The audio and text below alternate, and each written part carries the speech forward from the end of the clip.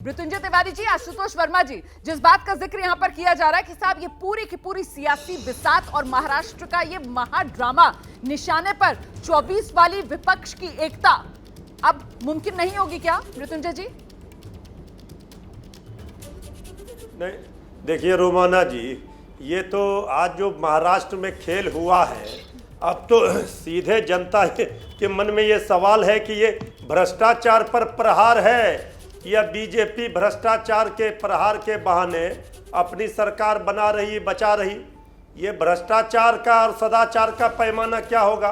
कुछ ही दिन पहले आदरणीय प्रधानमंत्री जी ने कहा था 20 लाख हजार करोड़ भ्रष्टाचारियों की लिस्ट गिनाए थे, जिसमें महाराष्ट्र के जो आज मंत्री बने हैं वो सारे लोग आईटी, ईडी, सीबीआई के निशाने पर थे।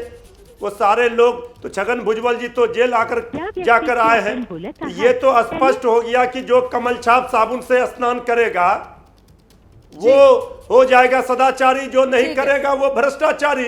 आज तो आदरणीय प्रधानमंत्री जी को भाजपा को जवाब आप जो बात कह रहे हैं मैं उसका जवाब दूंगी आगे, लेकिन मेरा सवाल तो वही रह गया ना कि इससे विपक्षी एकता का क्या होगा? क्या उसकी हवा निकल गई? आशुतोष जी, आपके पास भी इसी सवाल के जवाब के लिए आ रही हूँ, लेकिन इस बीच जरा तस्वीरें दिखा देते हैं। और ये तस्वीर देखना इसलिए जरूरी है क्योंकि जिस बात का जिक्र मैं पहले कर रही थी कि साहब नेता कथनी और करनी में कितना फर्क है, जरा इन तस्वीरों से समझिए। ये 3 तस्वीरें हैं, तीनों तस्वीरों में शख्स एक ही हैं। आप पहचान रहे हैं ना, अजीत पवार एक ही पद के लिए शपथ ले रहे हैं और वो पद है महाराष्ट्र का डिप्टी सीएम पद, लेकिन अलग अलग सरकारों में। सबसे पहले आप देख रहे हैं 23 नवंबर 2019, जब चुपचाप रात के अंधेरे में राजभवन जाकर शपथ ले ली थी मुख्यमंत्री देवेंद्र फडणवीस, डिप्टी सीएम अजीत पवार। इसके बाद जब महाविकास आघाड़ी सरकार बनी 30 दिसंबर 2019, मुख्यमंत्री उद्धव ठाकरे, डिप्टी सीएम अजीत पवार, और फिर आज 2 जुलाई 2023 मुख्यमंत्री महाराष्ट्र के एकनाथ शिंदे हैं और डिप्टी सीएम एक बार फिर से अजीत पवार बन गए हैं। इस पर आऊंगी मैं, मुझे लगता है नवीन जी को इस पर जवाब देना होगा, लेकिन उससे पहले आशुतोष वर्मा जी, विपक्षी एकता के लिए बड़ा धक्का।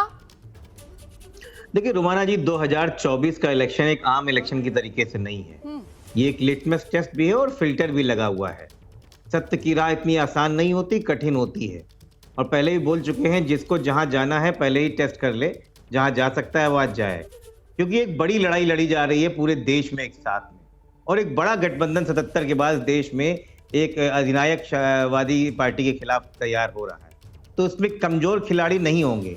अभी आपने खुद ही बोला कि एक ही व्यक्ति लगातार 3 बार एक ही पद में अलग अलग पार्टियों के साथ में शपथ ले रहा है। इसका मतलब क्या वो जनता के साथ खिलवाड़ नहीं कर रहा है? क्या ऐसे लोग जनता के साथ खिलवाड़ नहीं कर रहे हैं? बिल्कुल मुझे लगता है कि ऐसे लोग, लेकिन सवाल यहाँ पर ये बड़ा हो जाता है। आप कह रहे हैं कि साहब कमजोर खिलाड़ी नहीं होंगे, लेकिन यहाँ ऐसा लग रहा है कि जैसे विपक्ष में खिलाड़ी गिने चुने बचेंगे। सर, खिलाड़ी यहाँ से विपक्ष की तरफ से पाला बदल कर बीजेपी का हाथ थामते हुए नजर आ रहे हैं। क्या ये संकट की बात नहीं है विपक्ष के लिए? इस पर मैं आपके पास दोबारा आऊंगी, उससे पहले जैसे ही घड़ी का काटा दोपहर 2:30 पे आए, बबीता जी का दिल सास बहू साजिश के लिए मचल जाए। और ये है इनकी बहू, पूरे दिन ऑफिस की टेंशन हो जाए गॉन जब ये करें अपना फेवरेट शो फ्री टाइम पे ऑन।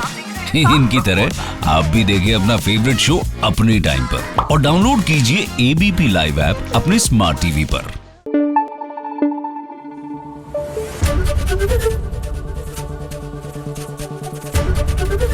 एबीपी न्यूज आपको रखे आगे।